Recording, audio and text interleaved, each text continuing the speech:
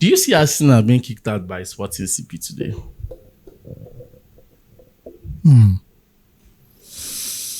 Oh, well, there's a possibility for me. Of them being kicked out? Yes, there's a possibility for Arsenal to be kicked out because I said it before from the Southampton game, or even I think before that Southampton game, it was very obvious that Arsenal were dropping in terms of performance, in terms of their Momentum. Momentum. Yes, that's the word. But a lot of their players are now looking very exhausted and tired. That's vibe they had from the beginning of the season was not there. The energy.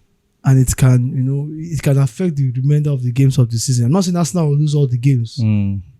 But such game as this, just coming back from losing against Bournemouth at Emirates Stadium, it could get worse. It could get worse. And Sporting are a team that I know that they wouldn't want to defend. They want to come out and they'll play. But this is my theory. If Sporting scores an early goal, they stand a chance. But if the match possibly enters second half and 75th minute without Sporting scoring, then I believe Arsenal will score in the second half and they'll kick them out. All right, let's watch and see. Yeah. All right, let's talk about our darling club, Chelsea. Do you think the top 5 or the top 3 or the top 4 is still open? Looking at what Manchester United played on Monday against Leeds, losing to Leeds 2-1. Is this still open? I guess I would say Chelsea should not. I know the mentality should be there, mentality of winning, of making, going far in the Premier League should be there. But at this point, you should just focus on the top 5.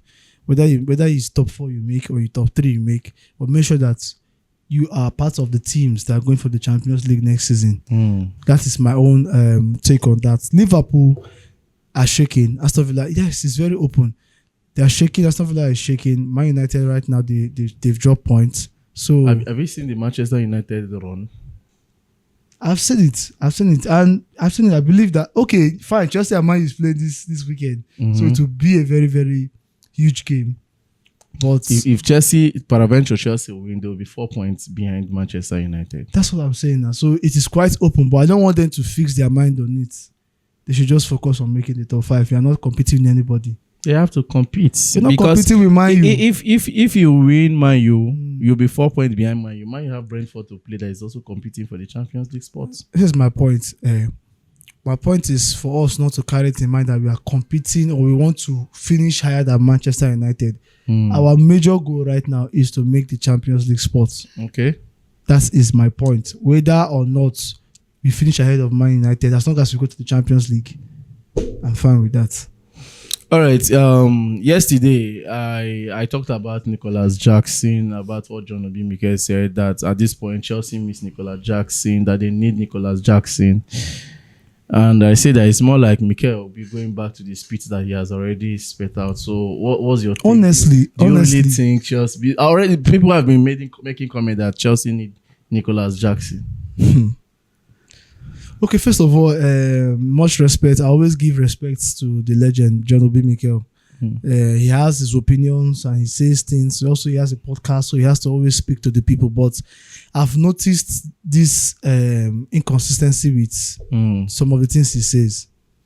It's either he's saying something today and then tomorrow he's changing, the words, and it's not good for a legend as him. I'm just saying it plainly. For me, this Jackson matter, we've talked about it 100 million times. Chelsea is not missing Jackson. Let us make it clear. We are not missing Jackson. We are missing a proper striker. Okay. Some people say that with Jackson's presence, then to make a player like Kopama good, when Jackson was there, Kopama was... Now, this issue of Jackson making Kopama good is just so funny. Look at, okay, you mean Joao Pedro doesn't make Palmer good? So let's assume, is it only Jackson that Palmer will play with for the rest of his career? For him to be good. For him to be good, to show us that he's good. It's really Jackson. So if you go to another club, for example, and you don't have a Jackson there, people will still say, oh, it's because Jackson is not there, Palmer is not playing well. How does it even sound? That you need one particular player every time for you to do well? Come on now. Okay, so what happens if there's something unexpected happens, or maybe the player obviously leaves the club. So you remain like that. You drop your quality because Jackson is not there. So I know that during the time of Pochettino, there was this vibe, there was this reading between Jackson and Kopama. But he's gone. He should move on from it, and it should not affect his performances. When Kopama plays well at Chelsea, nobody is talking about Jackson. When João Pedro was scoring goals, nobody talked about Jackson. This same João Pedro now, when he came into Chelsea during the Club World Cup, we saw the link up between him and Palmer. People were like, "Oh my God, look at how Kopama and João Pedro is linking up." And even in this season to the Premier League, we've seen instances of João Pedro and Kopama linking up. So to settle that one, Kopama's decline in form, it is not because of Jackson. It is his own doing. Okay. Because most of the time, you even, as a player, if you are playing with another shit player, if you're a good player, you're playing with another shit player, you can also stand out and make yourself outshine the rest. He did it in his first season. So why is it Jackson? Chelsea is not missing Jackson. Chelsea is just missing a proper striker. If we get a quality number 9, or if João Pedro enters, let me use the word beast mode. When we're talking about Jackson, you want, okay, fine, Jackson should come back, and then that thing that he lacks, he displays it. Of course, we know that Jackson misses a lot. And so far, even at Bayern, I don't think I've seen him improve in that area. Because if Jackson has improved, there's no way Bayern will not be featuring him in some games. And we'll be hearing that he's scoring goals. Or we'll be seeing it, we'll be watching it. Then Jackson comes back to the Premier League, to Chelsea, and then he starts missing a game. So Chelsea you don't support me. I don't support that claim. I do not. That Chelsea you bring Jackson back again, we are facing the same problem. It's more like a circle. Okay, fine. Jackson comes back and he makes Palmer good again. Palmer starts playing well. Is he going to guarantee us to win league? Is he going to guarantee us to win the Champions League? Some people are saying that if Jackson come back, he's even more better than the likes of Garnacho and Gittins. That it's even better to play Jackson in that position. If you talk about Jackson, we've talked about this thing before. If you talk about Jackson coming to play the left wing for me, I will not argue with you so much. Even though I will still suggest and I will impose that we need a proper left wing. Yes. But just because people are talking about this Jackson something, and it's looking as if we want to play the pity party. Oh, we just let the boy go like that. Let us bring him back. No, man. If you don't work for you, you don't work for you. Simple. That's how we are supposed to see things. Bam. That's the truth. All right. Garnacho has taken off all Chelsea images and videos off from his TikTok account, and he has pinned Manchester United on. Is he trying to play the same game he played at Manchester United when he was tired of everything that was happening at Manchester United? Is it that something's wrong with this? I don't care. The only thing I can pinpoint on it is maybe if something's actually wrong with him mentally upstairs. Then I can say, okay, they should look into him and that they could take and go Sakia. But do we really need to take that serious? Him taking off Chelsea social media, pictures of his social media. You see, now this is where it becomes very, very funny. Now listen, you are under contract at Chelsea. Nobody controls what you do to social media. You understand? And as long as it's not part of your contract or in the clause in your contract that your social media posts will be controlled and stuff like that. As long as it's not in your contract, you can post what you want to post. You can do what you want to do on social media. But however, you are in a club like Chelsea, you removed Chelsea's bio in your page and pin Manchester United that you have left on his first post. Now, compare this thing now with the Enzo interview. How?